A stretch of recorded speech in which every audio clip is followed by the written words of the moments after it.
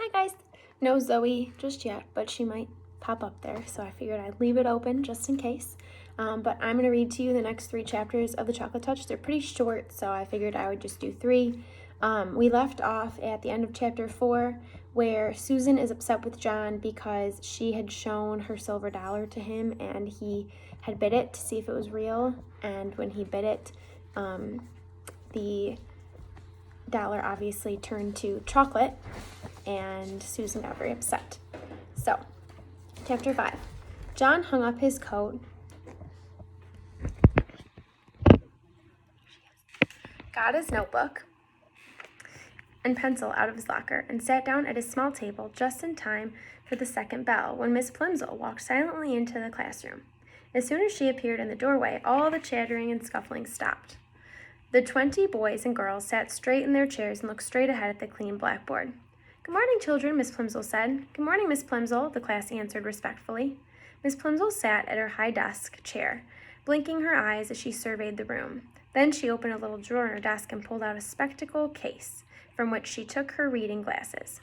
She removed her long-distance glasses, put on her short-distance glasses, snapped shut the spectacles case, replaced it in the drawer, shut the drawer, tilted her head forward so that she could look over the glasses on her nose, and said, "This morning, children, we are going to have an important test."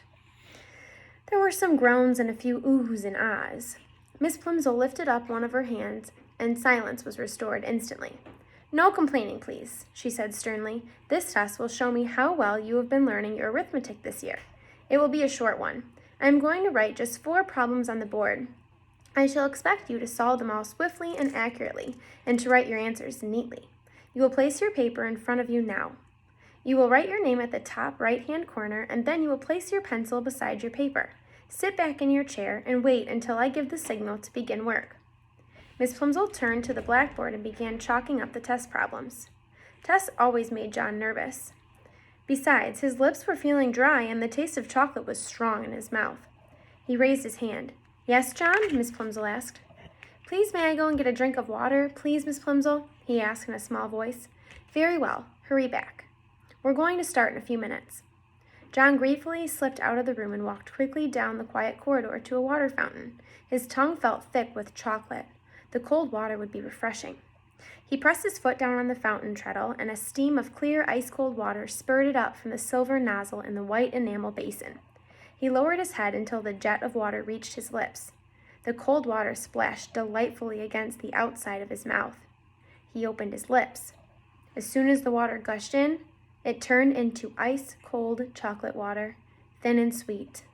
Quickly stopping the flow, John looked with dismay at the shallow puddle that had formed and was now draining away in the basin of the fountain. He hurried to another fountain on the second floor of the building, but there was the same thing that happened there. The clear, ice-cold water turned to liquid chocolate in his mouth. When John finally got back to his classroom, all the other pupils were bent over their tables, busily scratching away. Miss Plimsoll looked up from her book as John tiptoed in. She looked at the clock on the wall, looked back at him, and wagged her finger reprovingly. John began on the first of the 4 problems, but he was so worried about the chocolate water that he couldn't keep his mind on his work. By the time he was ready to start the 4th problem, the other boys and girls were already putting down their pencils and straightening up and smiling at each other. 2 minutes to go," said Miss Plimsoll. Concentrating hard, John took the end of his pencil between his teeth and began to nibble it. It immediately turned to chocolate. Then he noticed an even more disturbing change. Although he had taken the pencil out of his mouth, as soon as the first piece of chocolate had crumbled off, the pencil was continuing to change to chocolate. The chocolate was slowly but steadily moving down the pencil, replacing the wood and the lead inside, changing it into a chocolate pencil before John's very eyes. The magic, for John now knew that his power must be magic, was apparently getting stronger. By the time the whole pencil had changed from red, yellow, and black to dark brown, Miss Plimsoll was announcing that only a few seconds remained in which to write down the final answer. "Just a minute," John pleaded. "Shh," Miss Plimsoll cautioned him, holding a finger up to her mouth. "Shh," chorused the slow workers, who were becoming almost as excited as John, but John felt worst of all. He felt sure that he could finish the problem and write down the correct answer if only he had something to write with. "But Miss Plimsoll," he begged in a loud whisper, "my pencil's turned to chocolate." "Hush, John," Miss Plimsoll said. "I'll speak to you after the bell." John tried to write with his changed pencil, but the point was too soft and he only succeeded in making a chocolate smear where he should have written 72. Chapter 6. When the others had been excused to go out for mid-morning play, John had to go and stand by Miss Plimsoll's desk. "John," Miss Plimsoll said, "you mustn't make up silly stories to excuse your failures. I must have the truth. What did you do with your pencil?" "This is it," John said, showing Miss Plimsoll the pointed stick of chocolate. "Really, it is. It's changed." "What do you mean, it's changed?" Miss Plimsoll demanded. "That's my pencil," John tried to explain, "only it isn't the same anymore. Nothing stays the same today if I put it into my mouth. The same thing happened when I chewed my gloves. They were chocolate too." "John," said Miss Plimsoll slowly, "do you feel all right?" "Yes, thank you," John said. "I feel all right. Except," he added, "I'm getting so thirsty. The water from the water fountain turned to chocolate, and so did the water upstairs. I would like a drink of cold water." "Yes, John," Miss Plimsoll said. She suddenly looked pale. "You run out and play with the others. I'm going to have a talk with the nurse. And John," Miss Plimsoll said as he started to walk toward the classroom door, "here's another pencil. Be a good boy and try not to lose it. I'm afraid I'll have to keep this piece of chocolate until school's out. You know we don't allow anyone to eat candy in class." Miss Plimsoll put the slightly chewed chocolate pencil in her desk drawer, and John went out to look for Susan. He found her skipping rope with 2 girls in his class. John usually scorned skipping rope. He preferred hide-and-seek, tag, FBI, and spies, kick the can, or any other good, exciting game. Jumping up and down in one place just to avoid being hit by a rope seemed silly to him, but he was sorry for having spoiled Susan's silver dollar, and he was willing to make a sacrifice. "Susan," he said. Susan continued to bounce on one foot as her 2 friends swung the rope over and under, over and under, over and under her. She didn't seem to notice John.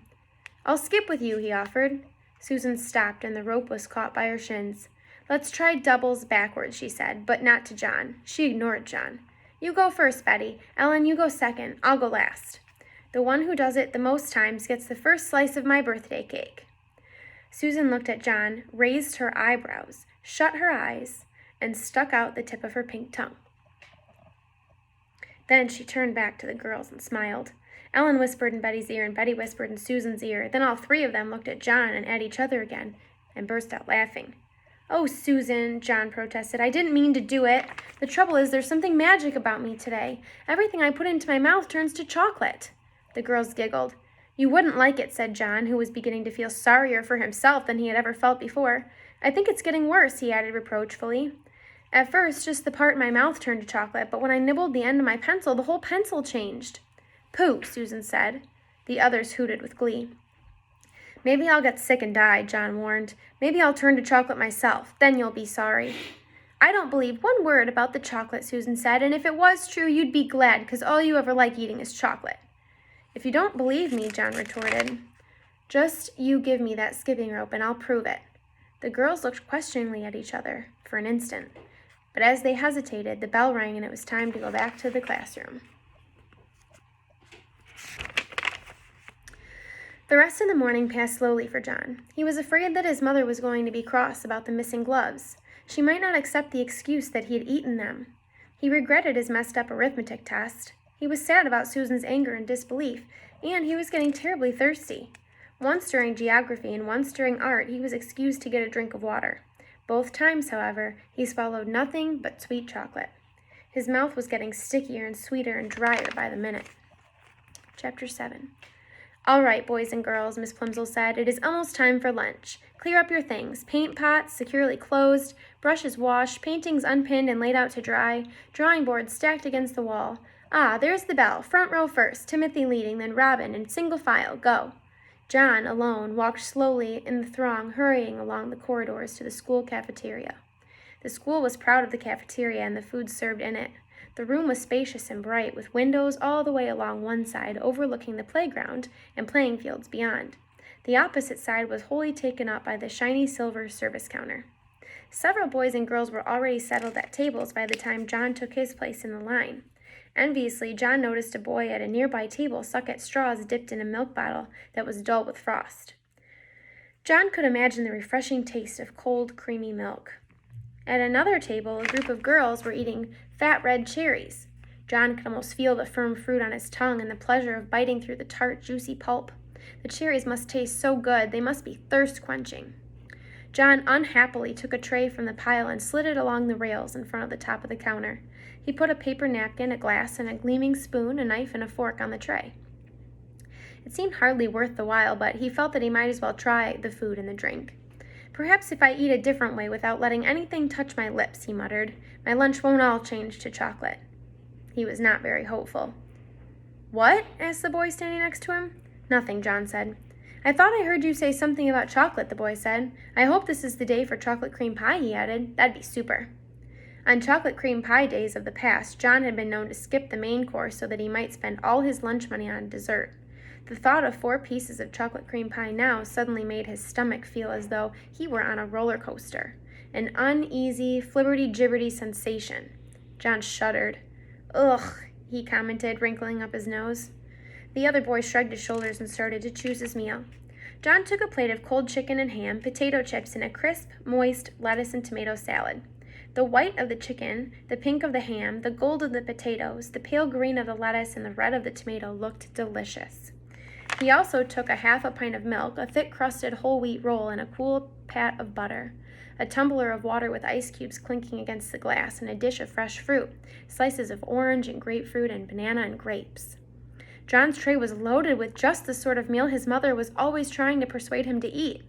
Until today, John had always thought it was pretty dull to eat sensible things when there were sweeter food and drink to be had. Today, however, the sensible things looked most appetizing, and his mouth began to water in its new, sticky way. John paid for the lunch with the money his mother had given him, went to an empty table, and sat down. His fingers trembling slightly with eagerness, he cut a slice of lettuce. His fork went through the leaves with a promising crunch. He stuck the prongs of the fork into a mouse-sized piece of lettuce and carefully inserted it into his mouth. The lettuce didn't touch his wide-stretched lips. John's teeth came together in crisp layers of sweet chocolate.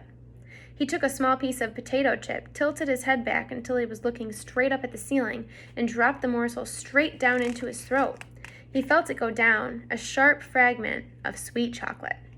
He tried the milk, the ice water, the fruit. Every solid and liquid that he sampled was transformed as soon as it entered his mouth. Then he became aware of a shocking novelty that he hadn't noticed at breakfast. At the rim of each glass there was a small semicircle of opaque brown.